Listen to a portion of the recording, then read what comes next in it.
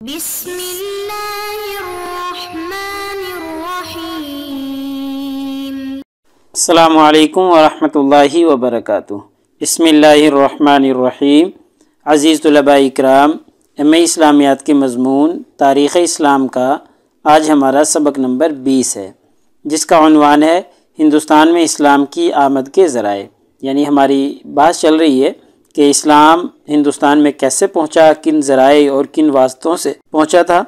तो पिछले सबक में भी हमने देखा था कि ताजरों के ज़रिए पहुंचा था, ऐसे ही सिपा सालारों के ज़रिए पहुंचा था। तो सिपा सालारों से मुतालिक हम गुफ्तगू कर रहे थे, तो उसी का हिस्सा 2 इंशाल्लाह आज हम पढ़ेंगे। तो नया सबक शुरू करने से पहले हम गुज़िश्ता सबक का ख़ुलासा देखते हैं। पिछले सबक में हमने हिंदुस्तान में इस्लाम की आमद के ज़राए पर गुफ्तगू की थी और सबसे पहले हमने कदीम ताल्लुकात अरब व हिंद के हवाले से बहस की थी कि अरब का और हिंदुस्तान का ताल्लुक़ जो है ये कदीम ज़माना से चला आ रहा है। इवन के हमने एक कॉल पढ़ा था कि हज़रत आदम अलैहिस्सलाम जो थे वो श्रीलंका में उतरे और हज़रत हव्वा अलैहिस्सलाम जो हैं वो अरब में आई थी। तो फिर दोनों की मुलाकात जद्दा में हुई थी। तो इस लिहाज से एक अरब और एक हिंदुस्तानी, इन दोनों की मुलाकात पहली मर्तबा हो रही है। तो ये यानी कि कदीम ताल्लुक़ है एक अरब और हिंद का आपस में। तो ऐसे ही इस्लाम किन ज़राए से पहुंचा था, तो एक ज़रिया हमने तुज्जार के ज़रिए इस्लाम की आमद के हवाले से पढ़ा था कि ताजरों के ज़रिए भी इस्लाम जो है वो हिंदुस्तान में पहुंचा है। ऐसे ही सिपा सालारों के ज़रिए पहुंचा, तो उसमें हमने हज़रत उमर रज़ी अल्लाह ताला अन्हु के आदे खिलाफत में एक सिपा सालार ने हिंदुस्तान पर हमला किया था, हिंदुस्तान के एक इलाका पर। और ऐसे ही मोहम्मद बिन कासिम ने सिंध पर हमला किया था। तो यानी कि बर सग़ीर पर ये दूसरा हमला था जो सबसे ज़्यादा अहमियत रखता है और इस्लाम को हिंदुस्तान में दाखिल करने के जो दरवाज़े हैं वो मोहम्मद बिन कासिम ने जब सिंध फ़तह किया तो वो खुल गए। तो इस हवाले से हमारी गुफ्तगू चल रही थी कि मोहम्मद बिन कासिम ने किस तरीके से सिंध पर हमला किया था। तो चलिए आज के इस सबक में इंशाल्लाह हम इसी यानी हिंदुस्तान में इस्लाम की आमद के ज़राए पर गुफ्तगू करेंगे और मोहम्मद बिन कासिम और फ़तह सिंध की तफसीलात आज के इस सबक में इंशाल्लाह हम देखेंगे। तो चलिए मोहम्मद बिन कासिम की आमद, तो हम पीछे पढ़ चुके हैं कि जब मोहम्मद बिन कासिम के ज़ेर कमांड हज्जाज बिन यूसुफ़ ने फ़ौज भेजने का इरादा कर लिया तो फ़ौज तैयार हो चुकी। तो फ़ौज की जो तादाद थी वो 6000 थी, यानी 6000 सवारों को हज्जाज बिन यूसुफ़ ने मोहम्मद बिन कासिम की क़यादत में हिंदुस्तान भेजा ताकि राजा दाहिर से बदला लिया जा सके और अपने कैदियों को और अपने माल और दौलत को छुड़वाया जा सके। तो सन 711 ईस्वी में मोहम्मद बिन कासिम खुश्की के रास्ते से होते हुए मकामे दीबल पर पहुंच गया। ये आप नक्शे में देख रहे हैं, दीबल कराची के करीब एक बंदरगाह है।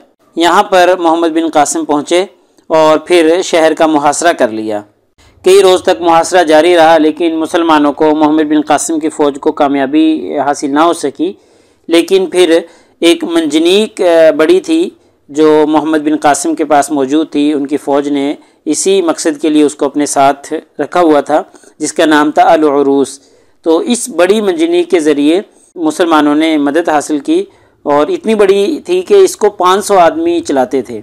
तो इसके ज़रिए फिर शहर फ़तह हो गया और मोहम्मद बिन कासिम ने किले पर कब्ज़ा करके तमाम कैदियों को रिहा करवा लिया, यानी उन कैदियों को जो श्रीलंका से जहाज़ के ज़रिए आ रहे थे और फिर राजा दाहिर के लोगों ने उनको गिरफ़्तार कर लिया था।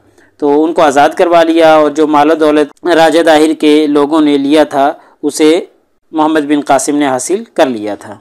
तो ये सबसे बड़ा और सबसे मशहूर हमला है हिंदुस्तान पर मुसलमानों का।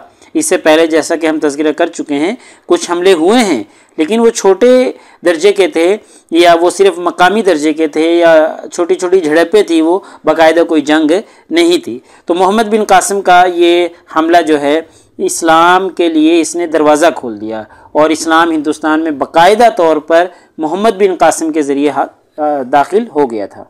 और फिर ऐसा नहीं कि मोहम्मद बिन कासिम अपना ये मकसद हासिल करके वापस आ गए, बल्कि नैरून का सफ़र किया। नैरून एक जगह का नाम है, मौजूदा जो हैदराबाद है उसके करीब ये जगह है, और वहाँ पर गए तो वहाँ का जो राजा था उसने बग़ैर लड़ाई के हथियार डाल दिए और मुसलमानों को बग़ैर लड़ाई के फ़तह हासिल हो गई।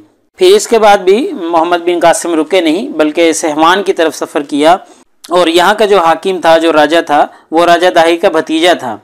तो शहर के लोगों ने इसके ख़िलाफ़ बगावत कर दी, चूँकि शहर के लोगों के ऊपर ये जुल्म किया करता था। तो जैसे ही अरब वहाँ पहुँचे, मुसलमान वहाँ पर पहुँचे, तो शहर के लोगों ने इसके ख़िलाफ़ बगावत करके अरबों की इताअत जो है वो कबूल कर ली थी, मुसलमानों की इताअत में वो आ गए थे। इसके बाद मोहम्मद बिन कासिम मुख्तलिफ़ इलाक़ों को फ़तह करते करते मुल्तान की तरफ बढ़े और बिल आखिर मुल्तान को भी मोहम्मद बिन कासिम ने फ़तह कर लिया। तो इस तरीके से सिर्फ 2 साल में 711 में वो हिंदुस्तान पहुँचे हैं और 713 ईस्वी तक मुल्तान भी फ़तह हो गया और पूरा सिंध जो है वो मुसलमानों के कब्ज़ा में आ गया था, मुसलमानों की धाक उस पर बैठ चुकी थी। तो अब हम मोहम्मद बिन कासिम का नज़्म व नसक देखते हैं कि वो हिंदुस्तान में आया, सिंध के इलाके में उसने अपनी हुकूमत कायम की। तो उसका नज़्म व नसक हुकूमत का क्या था? तो सवाल ये है कि जब हिंदुस्तान का कुछ इलाका मोहम्मद बिन कासिम ने, अरबों ने या मुसलमानों ने फ़तह कर लिया, तो अब इस्लाम कैसे दाखिल हो गया?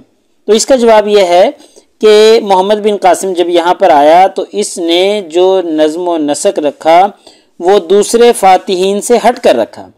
पहले कोई भी फ़ातिह, कोई भी ताकत हिंदुस्तान पे हमला करती या कोई इलाका फ़तह करती तो वो उस इलाके के लोगों पर जुल्म व जबर किया करते थे और उनके साथ नारवा सलूक किया करते थे। लेकिन मोहम्मद बिन कासिम ने उनसे हट कर ये तरीका अपनाया कि रियाया के साथ नरमी का सलूक बरता और रियाया के साथ रहम वाला मामला रखा कि बिला वजह किसी को कत्ल नहीं किया और जो उनके ओहदेदारान उनके ओहदों पर कायम थे, बरकरार थे, तो मोहम्मद बिन कासिम ने उनको उनके ओहदों पर बरकरार रखा। ऐसे ही मोहम्मद बिन कासिम ने ब्राह्मणों के साथ बड़ा अच्छा सलूक किया कि लोग ब्राह्मणों को टैक्स दिया करते थे तो मोहम्मद बिन कासिम ने उसको जारी रहने दिया। ऐसे ही ब्राह्मणों को अपने अकायद के मुताबिक इबादत करने की इजाज़त दी गई। ऐसे ही कुछ जो हिंदू लोग थे उनको अपने मज़हब के मुताबिक इबादत की इजाज़त दी गई। तो ये हुस्न सलूक देखकर हिंदुओं ने इस्लाम कबूल करना शुरू कर दिया कि भाई मुसलमान तो ऐसे लोग हैं कि वो तो हुक्मरान होने के बावजूद, ताकत हासिल करने के बावजूद और फ़तह हासिल करने के बावजूद भी लोगों के ऊपर जुल्म नहीं करते, बल्कि इस्लाम तो जुल्म व जबर से मना करता है।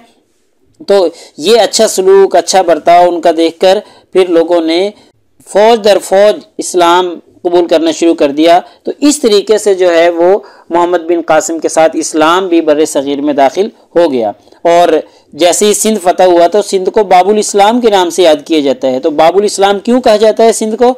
इसलिए कहा जाता है कि सिंध के ज़रिए से इस्लाम जो है वो हिंदुस्तान में दाखिल हुआ है। तो गोया सिंध जो है वो दरवाज़ा है इस्लाम का हिंदुस्तान में दाखिल होने का। जैसे घर का दरवाज़ा होता है तो दरवाजे से ही दाखिल हुआ जाता है, तो ऐसे ही सिंध के ज़रिए चूँकि इस्लाम दाखिल हुआ है तो इसलिए सिंध को बाबुल इस्लाम के नाम से याद किया जाता है। फिर मोहम्मद बिन कासिम को अभी यहाँ पर तकरीबन 3 साल का अरसा गुजरा था तो मरकज़ से वापसी का पैगाम मिल गया और मोहम्मद बिन कासिम फिर मुल्तान से ही वापस चले गए। वरना मोहम्मद बिन कासिम के इरादे आगे के इलाकों को फ़तह करने का था, लेकिन चूँकि मरकज़ से हुक्म आ गया तो इसलिए मोहम्मद बिन कासिम यहाँ से वापस चला गया। तो ये बात आपने याद रखनी है, ये ज़माना 713 ईस्वी का है। तो अब मोहम्मद बिन कासिम के इस फ़तह कर लेने का फ़ायदा ये हुआ कि इस्लाम जो है वो मकामी लोगों के दिलों में घर करता चला गया और बरे सगीर की मुआशरत पर इस्लाम के गहरे असरात मुरतब होने लगे। और मोहम्मद बिन कासिम ने जो अच्छा सलूक अपनाया था लोगों के साथ और मजहबी रवादारी अपनाई थी, लोग इससे मुतासिर होकर इस्लाम कबूल करने लगे और अरब और सिंध के दरमियान तिजारत में इजाफा हो गया। अरबों और मकामी लोगों के दरमियान ताल्लुकात इस्तवार होने लगे और इनका बाहमी मेल जोल बढ़ने लगा। एक दूसरे के रवैये और मिजाज का पता चलने लग गया और इस तरीके से एक मखलूत कल्चर जो है वो परवान चढ़ने लगा कि वो इस्लाम भी आ रहा है, उधर से हिंदू कल्चर भी है और उधर से मुसलमान वो हिंदू लोग ही इस्लाम कबूल कर रहे हैं। तो एक मखलूत सा कल्चर जो है वो परवान चढ़ने लगा जिसमें इस्लाम जो है गालिब था, हिंदुइज़्म जो है वो कम था, तो मखलूत सा जो है ना कल्चर परवान चढ़ रहा था। तो इस तरीके से इस्लाम जो है वो बरे सगीर में दाखिल होना शुरू हो गया। तो इस तरीके से जो है मोहम्मद बिन कासिम तो वापस चले गए और इसके बाद महमूद गज़नवी की आमद हुई। यानी बरे सगीर पे महमूद गज़नवी ने 10वीं सदी ईस्वी में हमला किया और सोमनाथ के मंदिर को फ़तह किया ये आप तस्वीर में सोमनाथ का मंदिर देख रहे हैं।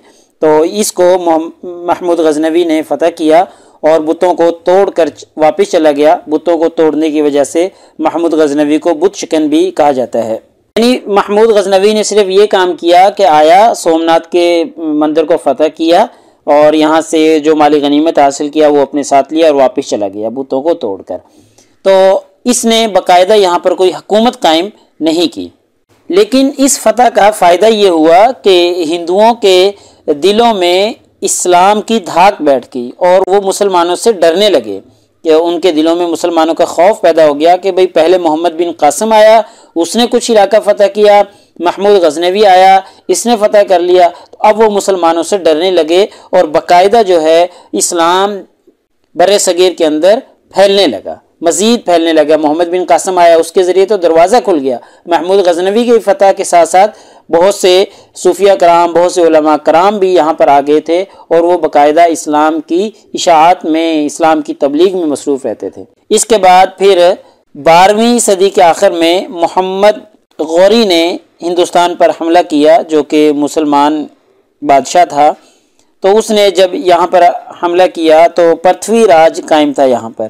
तो पृथ्वी राज को शिकस्त दी और ख़ुद शिकस्त दे के वापस चला गया और मोहम्मद गौरी का ग़ुलाम था जिसका नाम कुतुबुद्दीन ऐबक था, उसको 1206 ईस्वी में हुक्मरान बना दिया गया। इस तरीके से कुतुबुद्दीन ऐबक जो थे वो बर्रे सग़ीर में पहली इस्लामी सल्तनत के बानी कहलाए। यानी बाकायदा तौर पर इस्लामी सल्तनत की बुनियाद किसने रखी?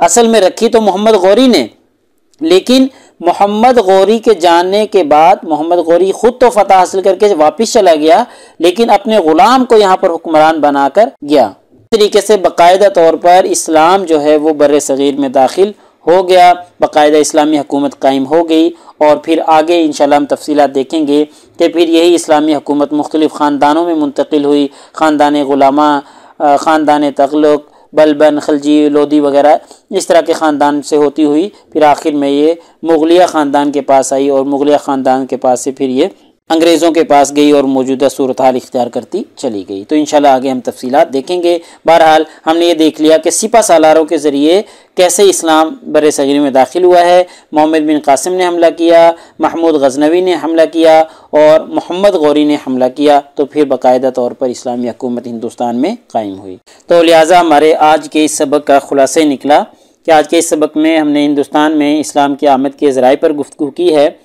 और उन ज़राए में हमने सिपा सालारों के ज़रिए जो इस्लाम दाखिल हुआ है उनमें मोहम्मद बिन कासिम और फ़तह सिंध के बारे में तफसीलात पढ़ी हैं कि मोहम्मद बिन कासिम ने सिंध को फ़तह किया, तो फ़तह करने के साथ इस्लाम बर्रे सग़ीर में दाखिल हो गया। उसके बाद महमूद गजनवी ने हिंदुस्तान पर हमला किया, तो इसके साथ जो है इस्लाम को मज़ीद तरक्की मिली और मज़ीद तक़वियत मिली। ऐसे ही मोहम्मद गौरी ने हिंदुस्तान पर हमला किया, तो इसके हमले ने तो बाकायदा तौर पर बर्रे सग़ीर में इस्लामी हुकूमत की बुनियाद रख दी और बाकायदा इनका जो ग़ुलाम कुतुबुद्दीन ऐबक था वो हुक्मरान बन गया। तो पेपर में पूछे जाने वाले सवालात से मुतालिक अगर हम गुफ्तगू करें तो यही एक सवाल जो पिछले सबक में भी हम पढ़ चुके हैं कि हिंदुस्तान में इस्लाम की आमद के असबाब और ज़राए से मुतालिक हक़ाइक़ बयान करें, तो ये सिपा सालारों के ज़रिए हमने पढ़ लिया है कि सिपा सालारों के ज़रिए कैसे जो है हिंदुस्तान में इस्लाम दाखिल हुआ है। तो अगले सबक नंबर 21 में इंशाल्लाह हमारा यही उन्वान चलेगा कि हिंदुस्तान में इस्लाम की आमद के ज़राए। तो इंशाल्लाह अगले सबक में हम और ज़राए देखेंगे, यानी आज इस सबक का हिस्सा सोम पढ़ेंगे हम सबक नंबर 21 में। जज़ाकुमुल्लाहु खैर। अस्सलामु अलैकुम व रहमतुल्लाहि व बरकातुहू। अल्लाह पाक आप सब लोगों का हामी व नासिर हो। अगले सबक तक इजाज़त चाहता हूँ। अल्लाह ताला आप सब लोगों को कामयाबियाँ और तरक्कियाँ नसीब फरमाए।